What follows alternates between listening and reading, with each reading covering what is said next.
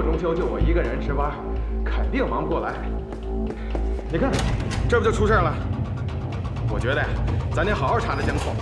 12层那扇肯定是人为破坏，咱得看看到底是哪个孙子干的好事。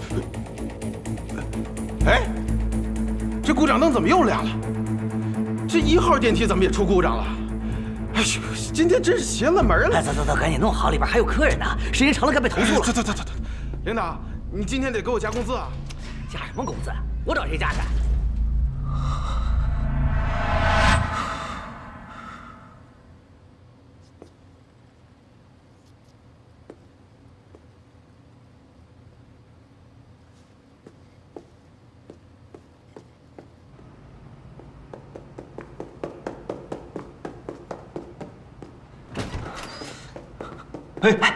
徐叔，哎呀，是你呀！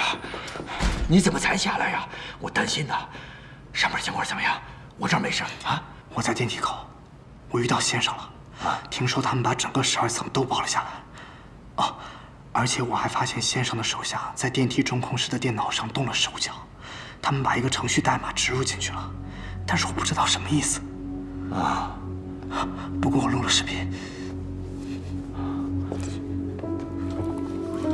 对你跟上他，你跟上他，对，你往前冲，你冲，你别跟着我，大哥你别跟我，你会不会玩？你往前打他你，对你快点。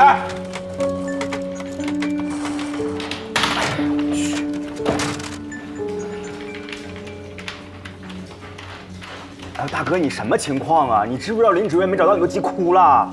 我怎么劝都不行，刚回学校。赶紧给人回个电话啊，报个平安。这样你先听我说，我这个事儿比较急。一会儿呢，我给你发一个程序代码，你找台电脑帮我研究一下这个代码有什么作用，知道吗？庄姐，你不会是又在做什么危险的事儿吧？我没有，你就当帮我个忙。哦对了，这事儿千万别告诉林芷月。挂了。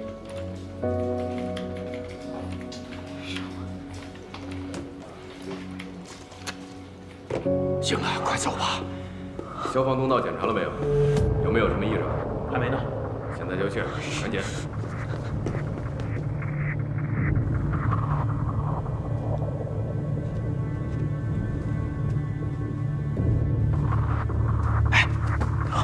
这边。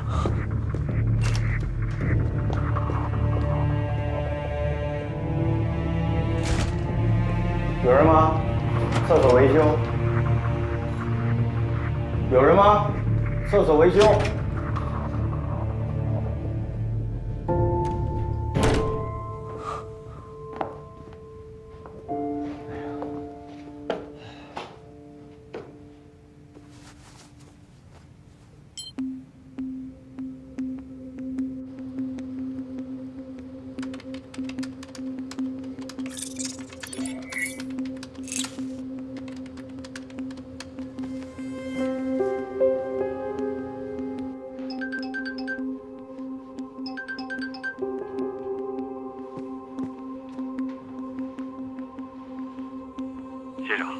酒店中枢网络已经连接好了，摄像头和电梯全都被我接管了权限。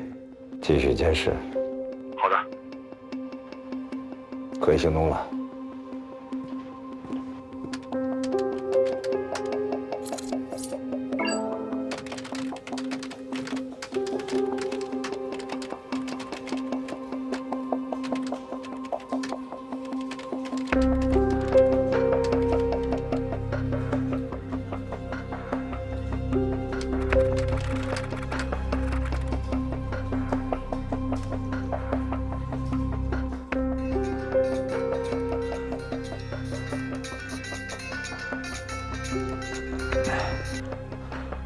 喂，代码里呢包含了2段指令，一段呢是针对电梯监控的，可以短时间内覆盖电梯的监控录像。另一段呢反正就更奇怪了。怎么了？另一段呢是针对电梯运行的，可以让电梯停留在后台指定的这个层数，但是电梯里这个显示板的数字可以任意调节。周丽姐，不是你这在搞什么呢？你别懂底呀你！哎，我问问你啊，我帮你查这个事儿，不会这个牵连到我吧？啊，放心，你肯定安全。出了什么事儿，我顶上。哎，我跟你讲啊，我帮了你这么大忙，你说你这太现实了。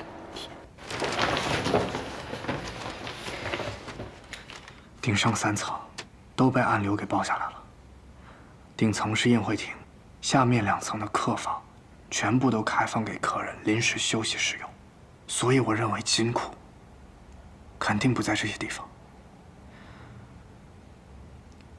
哎，这个13层怎么没有在这个结构图上标注出来？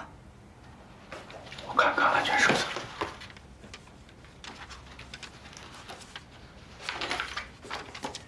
10、11、12啊，这一层楼是酒店的新风系统和中央空调设备室。这个以前我们没有注意过呀，它会不会是金库所在地呢？先生的人把电梯的程序给改了，我想他们针对的地方一定是电梯可以到达的楼层。不过也奇怪啊，我们上来的时候，我并没有在客厅里看到这个楼层的按钮啊。空调和新风系统都需要维修，维修的工人肯定可以上去，所以一定是我们遗漏了什么地方。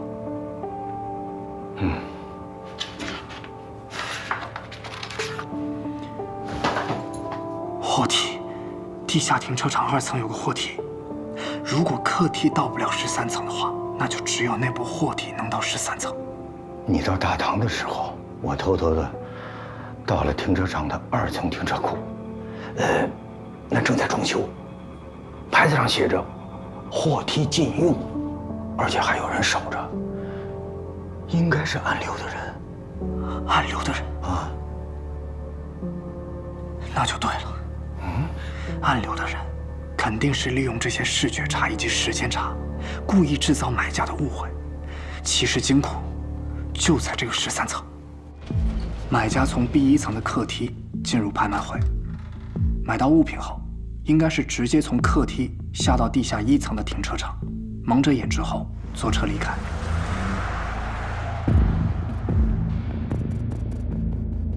暗流的人载着买家在外面兜圈子，绕差不多20分钟，之后直接返回酒店，进入装饰改造过的地下2层停车场。买家摘掉眼罩的时候，因为外部环境完全不同，再加上开车时间的错觉，买家会认为自己来到了一个完全不同的地方取货。从货梯到达13层，那里应该有工作人员接待，刷卡读取芯片里的信息，就可以拿到藏品。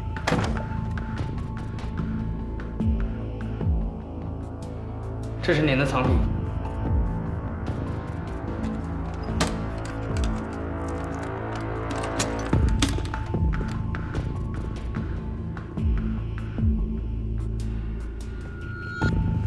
拿到东西后，客人会再次乘坐货梯回到地下2层，蒙上眼睛，由司机送其离开。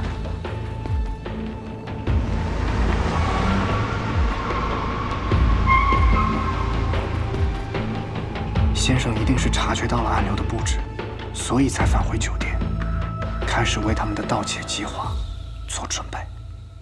可他们计划是什么呢？把整个金库楼底下整个1层的楼都包下来。就是在天花板上打个洞，嘿，这动静也太大了吧！我觉得，他们给电梯中控室输入的那些代码，肯定是有他的目的的。徐叔，走，我们上去看看。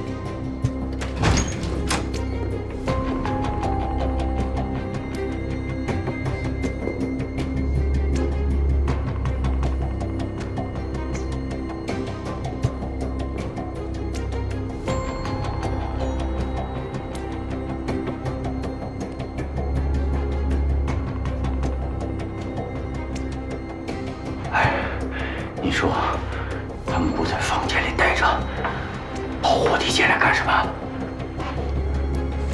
现在咱们看不见他们，也不知道那些人的计划。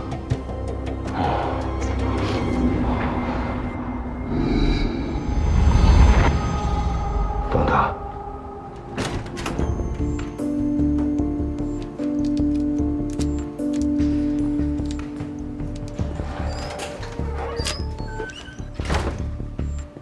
来，用这个把窗户打开。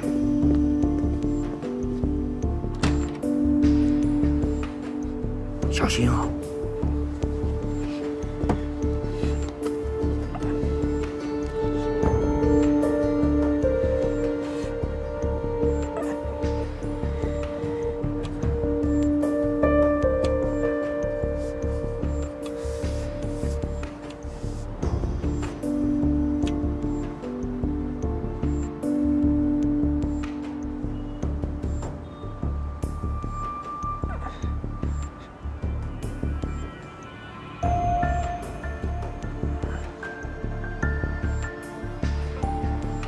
差不多了。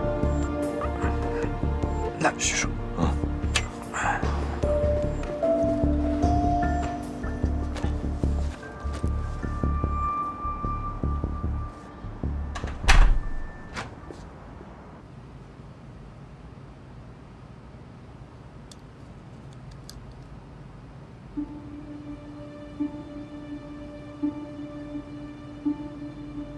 这人扒电梯干嘛呀？文杰，我觉得不对劲儿啊！这楼道的外观好像变样了。先生要干什么？啊，偷个东西，还要临时装修啊？徐叔，你快看！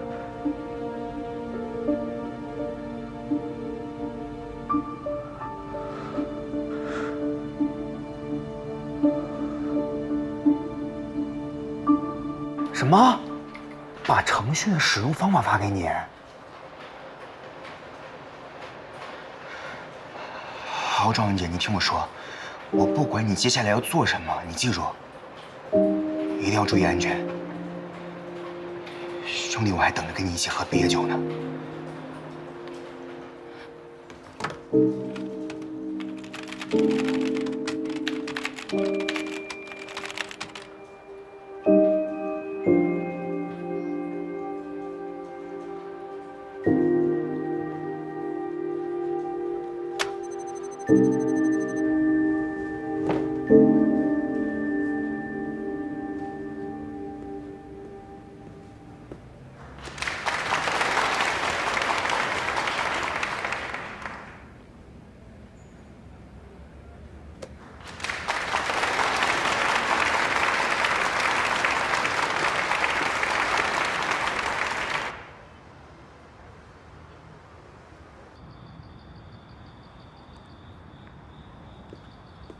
罗队，文杰，你怎么在这儿啊？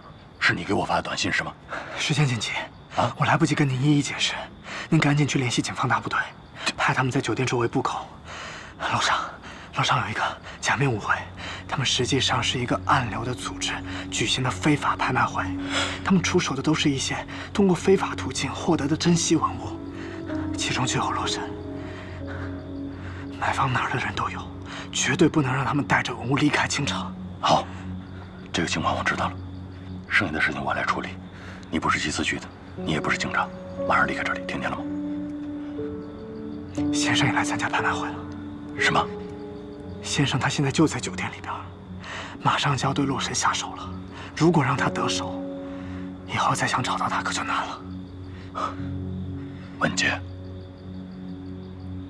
你怎么知道先生在这儿？你怎么知道先生是谁？你跟我说清楚。好，我现在先不问你。这个地方危险，你马上离开，你给我滚回京城。对不起，罗队，我必须要阻止先生。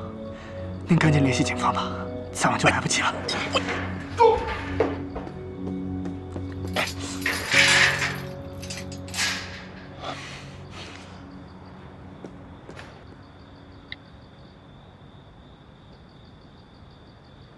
何姐，我现在发现了一个重要线索，就这个犯罪组织叫暗流，他们现在在清潭假日酒店，把整个楼顶的3层全包下来了。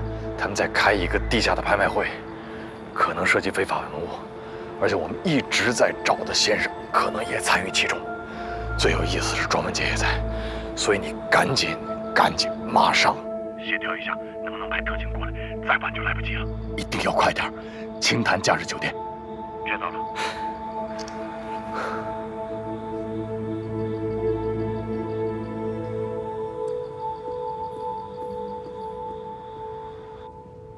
文杰，二麦你带好了吧？以后我就用对讲机给你联系了。天台的人你能搞定吗？管不了那么多了，我会见机行事的。这个先生啊，老谋深算呢，还有手下的人帮他。咱们俩呢，只有2个人，还得见招拆招，这样下去风险太大了。要不然你再考虑考虑。许叔，你别劝我了，来之前我都已经想好了，不管前方有什么危险，我都不会后退。12年过去了，洛神重新出现，记拍者的名字叫做姜太公，再加上之前那些故意警告我们的人，我完全有理由相信，我父亲可能真的还活着。如果你父亲还活着的话，绝对不能同意你拿着生命去冒险的。我父亲之前为了我，一个人跟先生那帮人单打独斗。12年过去了，难道还要他独自面对这样的危险吗？我已经长大了。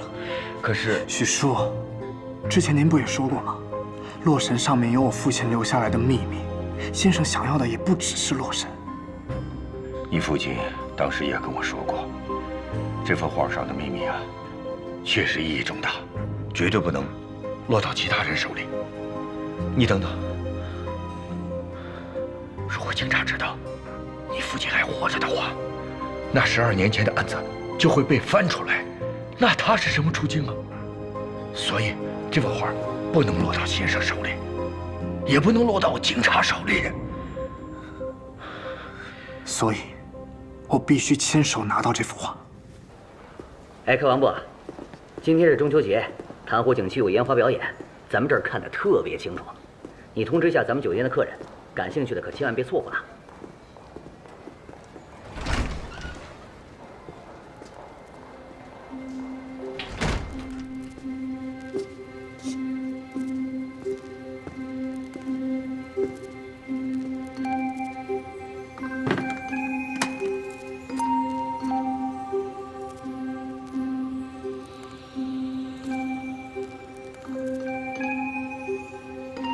先生，又有一个新的买家进入电梯，马上就拍洛神了。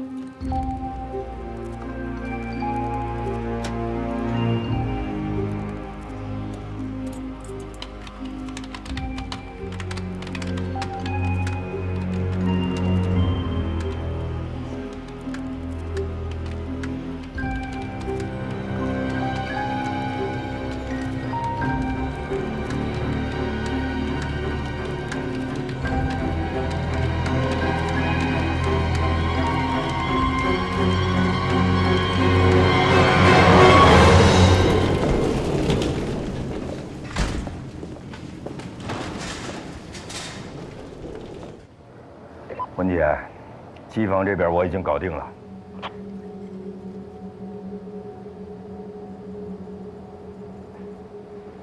文姐，我看见有个买主进了电梯，手里拎个箱子，感觉很重啊。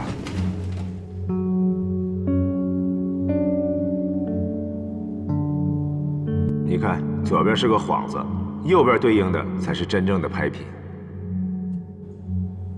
手里拎个箱子，感觉很重啊。许叔，下一个该到洛神了。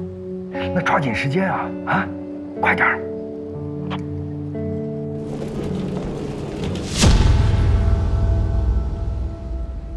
罗顿。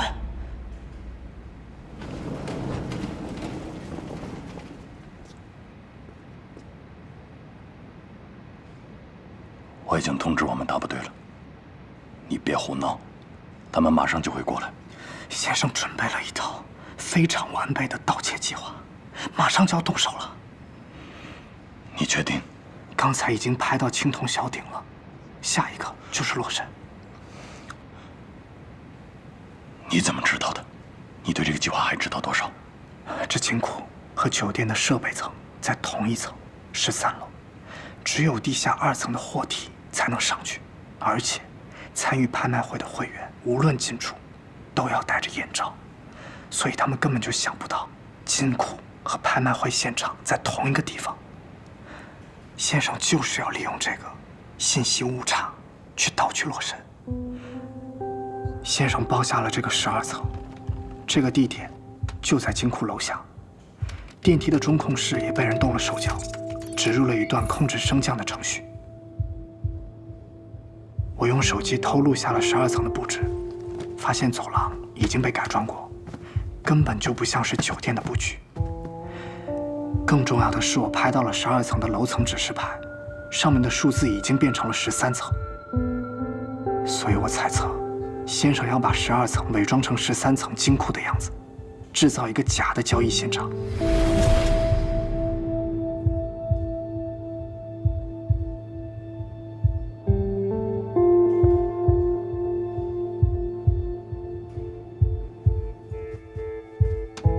电梯代码是为了制造信息误差。购买洛神的买家进入电梯，他以为自己到达了13层金库那里，实际上是到了先生布置好的12层。先生您好。照你这么推断，那意思就是说，先生是把洛神的买家引到了12层这个假的交易地点啊。那真话还在13层啊，这中间缺一个环节的。没错，这先生他们都戴着眼罩，看不清对方，所以他一定有一个人去顶替他买家的身份。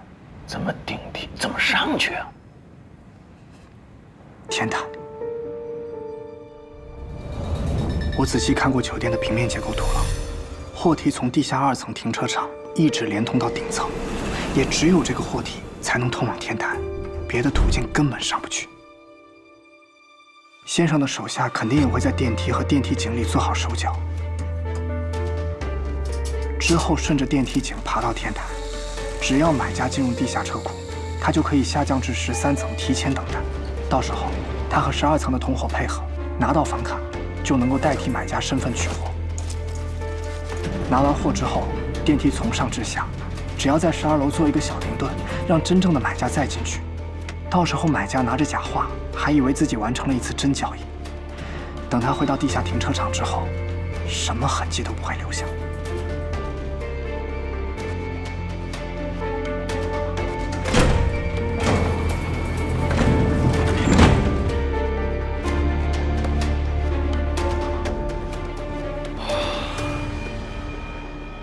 这得对时间的掌控能力有多强的人才能干这样的事儿？一般的小毛贼谁干呢？是，但是您别忘了，之前的廖德同的金库，还有投月神之类的事情，都是在极短的时间内完成的。操纵这一切的就是背后的先生，他最擅长的就是把盗窃计划精确到每一分每一秒。所以罗队，我们不能再拖延了，得赶紧去阻止他们。罗队，再晚就来不及了。32号550万，600万，1000万，1200万，7号1200万，志在必得的买家可不能再犹豫了。罗队，您不能再犹豫了。我之前听说偷洛神的时候，我父亲也向你们警方通知了要偷洛神的事情，但是等警方反应过来的时候，洛神早就被偷了。现在情况跟当年一样，难道你就眼睁睁看着洛神再一次被盗吗？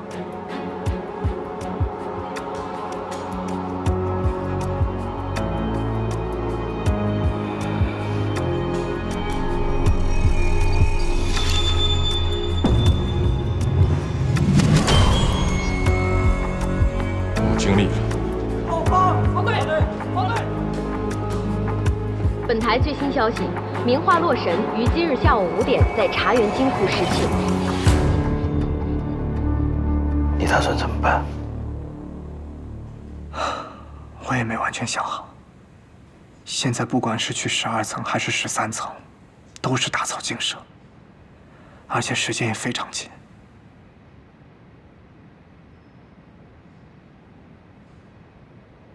只有这一个办法了。好，2200万，还有加价的吗？还有吗2600万，2600万，还有加的吗？有吗？2600万一次，2600万2次，2600万3次。高文杰，我再强调一次，你把我带上去之后就马上离开，不要再参与了，这是我们警察的事儿。我知道，陆队。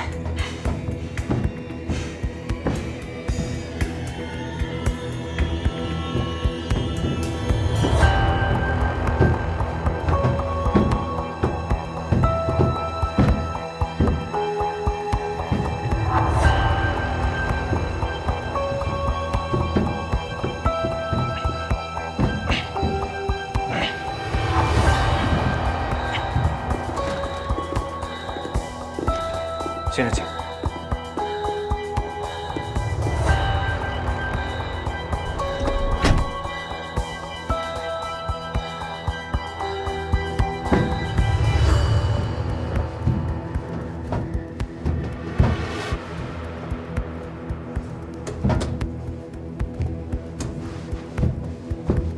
怎么爬到天台？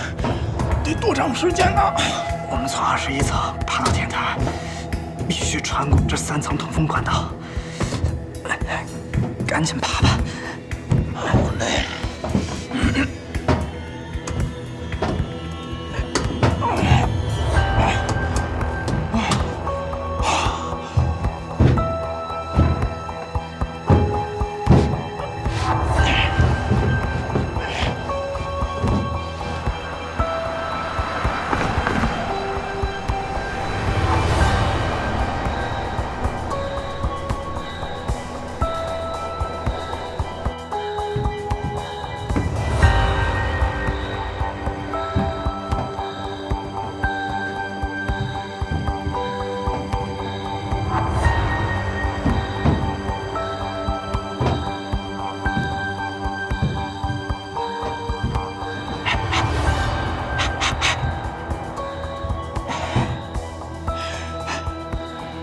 我们爬了多远了？刚到22层呢。这不行，太慢了，肯定赶不上了。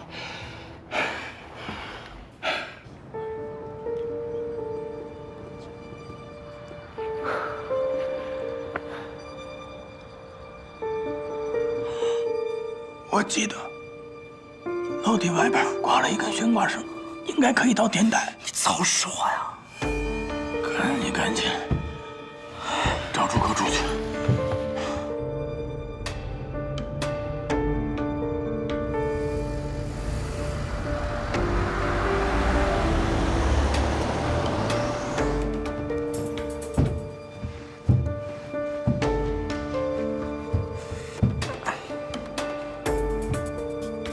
啊？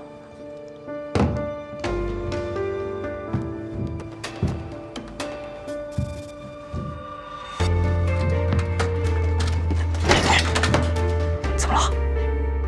一点警惕性都没有。这下面全是暗流的报案，多危险呢！那怎么办？先站点儿。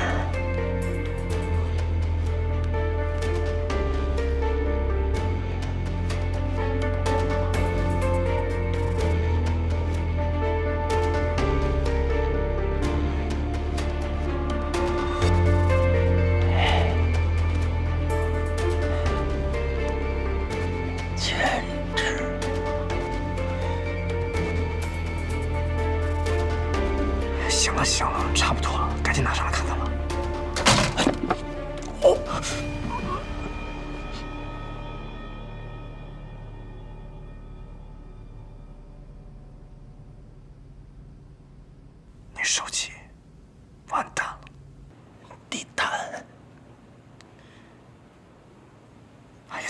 重要，手机掉下去了，咱们怎么看？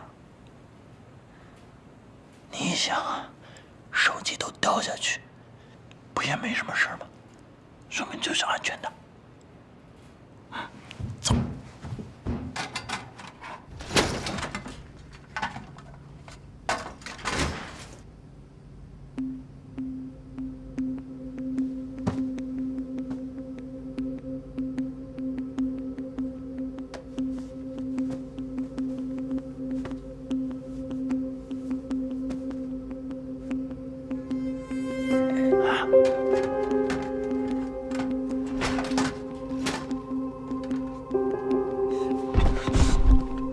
干什么呢？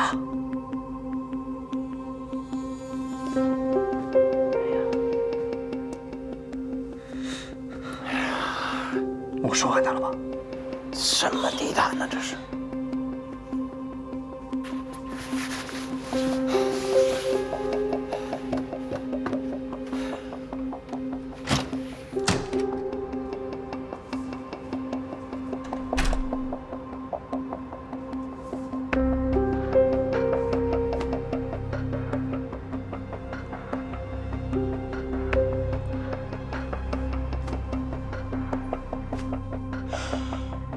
好了，这个环节太危险，你就不要参与了。还有20分钟，大部队就能到了。这次我们肯定能把他们一网打尽。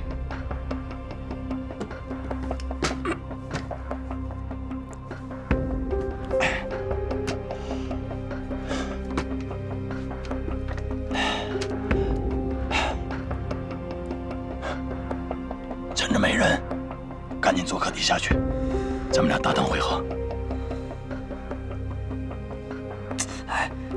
你真的可以吗？放心吧，我受过训练，专业。咱们俩搭档见。好。我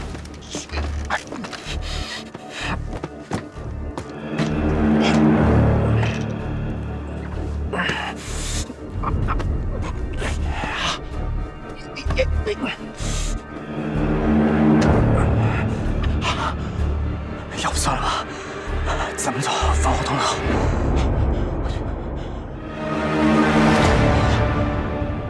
打赢了，没事，走。打赢了。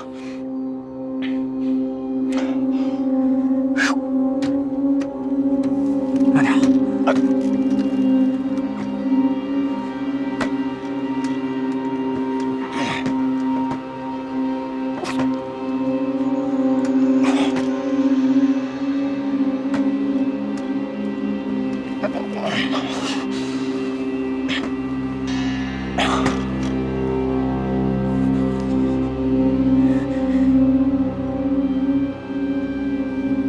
文杰，你到底在哪儿啊？徐叔，我在22层呢。坏了，暗流的人进电梯了。到的是你那一层，你赶紧躲起来啊！快点儿！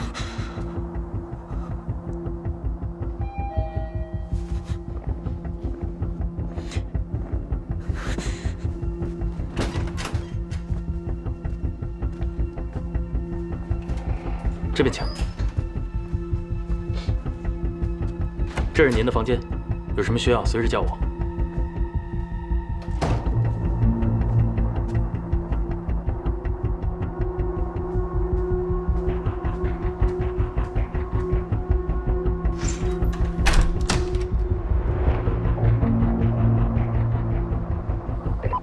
文杰，怎么样啊？出问题了，我在23层的窗外。你怎么在那儿啊？没进货梯。刚才为了躲暗流的人，被锁在窗外了。时间来不及了，想办法赶紧离开那儿。外面的窗户全都关着，我没办法从别的层进货梯。22层就站着暗流的人，我要是下楼，肯定会被发现。那怎么办啊？现在还有个突发情况，我碰到罗队了，他现在正往天台上走呢。罗队长，他怎么在那儿啊？这个，回头再跟你解释。徐叔，既然罗队在这，这件事让警方来处理吧。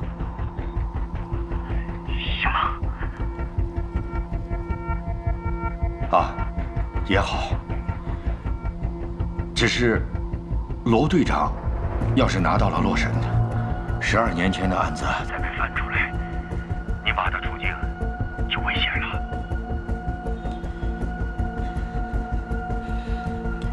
徐叔，我知道该怎么做了。好。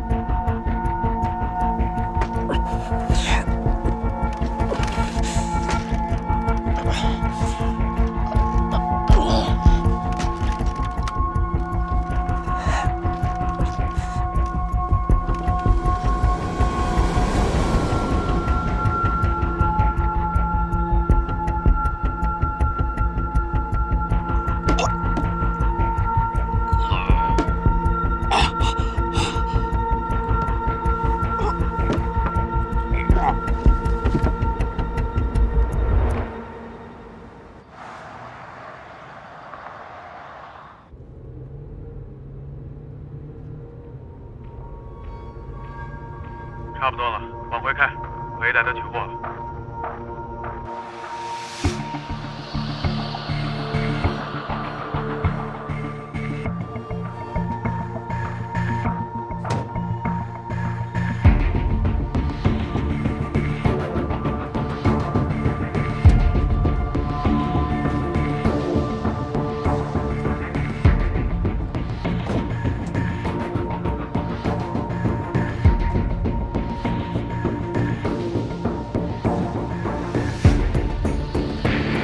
精神点，咱往回走了，大家做好准备。1号已就位，2号准备完毕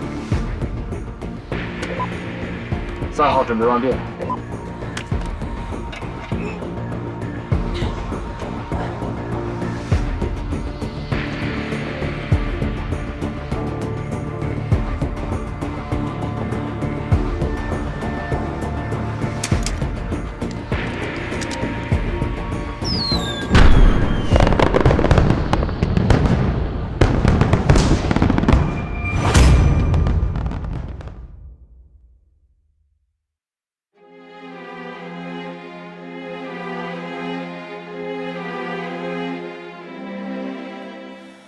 我将背负所有一切谜底和上演，那些一语不发的人依旧难逃一劫，